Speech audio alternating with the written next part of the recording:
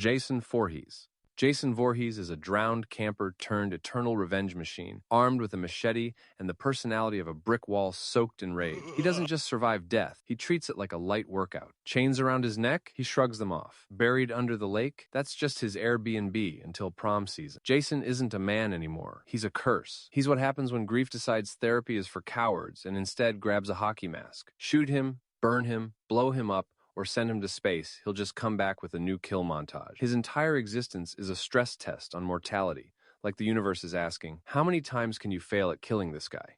Answer, infinite. Jason doesn't die, he just takes intermissions. Michael Myers.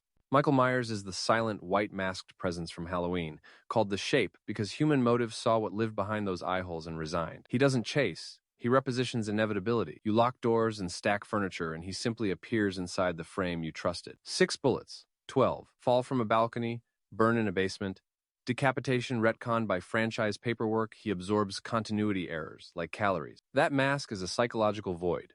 Every town rumor, true crime podcast, and generational trauma pours into it and comes back sharpened. He studies domestic ritual, a porch light, a babysitter call, a kitchen drawer, and then subtraction. Survive tips are comedy. Outrun him, and he's ahead of you. Fight, and he does not register pain. Ignore him, and he becomes local mythology that always reboots on October air. Michael isn't a man to kill. He's the annual audit of how fragile safe at home really is.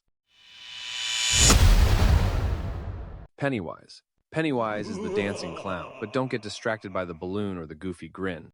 This thing isn't a clown. It's an ancient predator dressed in circus drag, feeding on fear like a vampire slurping nostalgia. Every 27 years, it wakes up under dairy, stretches, cracks a joke, and then devours children while the entire town mysteriously pretends they're blind. You can kill Pennywise, sure, by yelling at it, humiliating it, or reducing its ego until it shrinks to a terrified bug. But that's not death, it's hibernation. Fear never dies, and neither does it. What's worse is how personal its terror feels. Pennywise crawls into your brain, rummages through every memory, and turns your nightmares into a punchline. It smiles because it knows no one is coming to save you. You can't stop fear, and you can't stop Pennywise. You just wait for it to feed.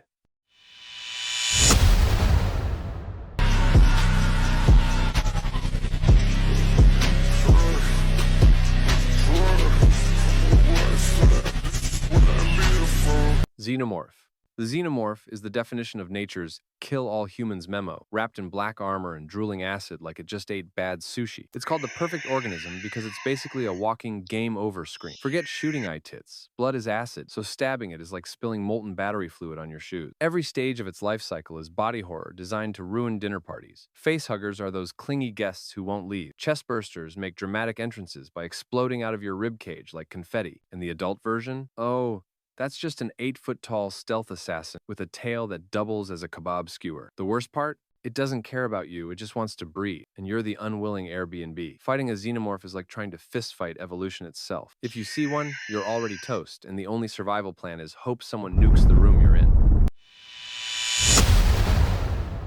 Freddy Krueger. Freddy Krueger is the burned-up nightmare troll who turns sleep into a horror lottery. He's rocking a filthy striped sweater, a hat stolen from a yard sale, and a glove full of knives like Edward Scissorhands' psychotic cousin. Freddy doesn't wait in dark alleys, she waits in your dream, bending reality like a sadistic cartoonist. Floors turn to quicksand, phones ooze blood, and you're too busy screaming to notice he's laughing at you. You can't fight him. If you dream, you lose. If you don't sleep, you lose slower. Kill him, he comes back. Forget him, he claws his way into your thoughts. His power isn't just in the glove. It's in the fact that he's both terrifying and gleefully mocking while he slices you apart. Freddy isn't just a monster, he's insomnia with a face, and you can't mute him.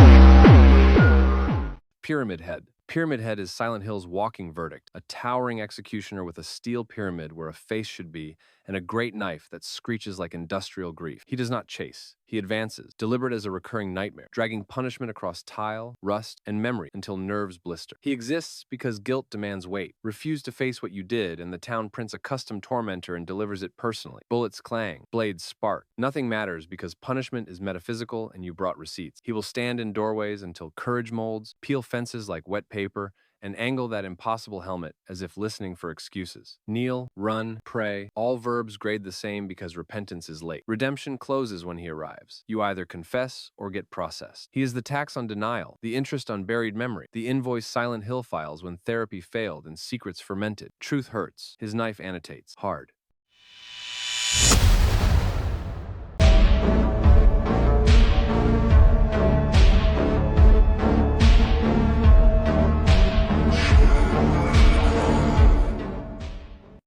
Nemesis. Nemesis is what happens when a science lab decides zombies aren't terrifying enough and straps a rocket launcher to one. This bioengineered nightmare from Resident Evil is 9 feet of stitched muscle, teeth, and pure persistence. Nemesis doesn't chase you, he hunts you, crashing through walls like the Kool-Aid Man's evil twin. Bullets, pointless. Fire, a warm-up. This guy gets hit by explosions and just gets angrier, like someone pressed his boss fight button. He's called Nemesis because Relentless Death Machine was probably too long for the logo. His trademark star, growl is a promise, not a threat. Sure, you can technically kill him, but it usually requires absurd levels of firepower, think rocket launchers or industrial accidents, and even then, you're just buying time. Nemesis isn't about survival odds. He's about psychological pressure. The moment you hear heavy footsteps behind you, you know running is just a countdown to impact. The Thing, from John Carpenter's The Thing, is paranoia made flesh. It's not one monster, it's every monster, because it can perfectly copy any living being down to the smallest detail. One drop of its blood is enough to start the infection all over again. Burn it, freeze it, blow it up. If even one cell survives, you've already lost. What makes it terrifying isn't just the grotesque body horror spider heads, melting faces, twisting limb sits, the silent. You never know who's real, who's infected, or if you're next. It doesn't roar or chase. It waits, wearing the skin of your friend, smiling at you like everything is normal until it's not. The Thing doesn't need to win in combat. It wins when paranoia eats you alive. Survival isn't about killing it. It's about not turning on the wrong person before it's too late. Well, that's my list wrapped up. What's your take? Like, subscribe, and comment below.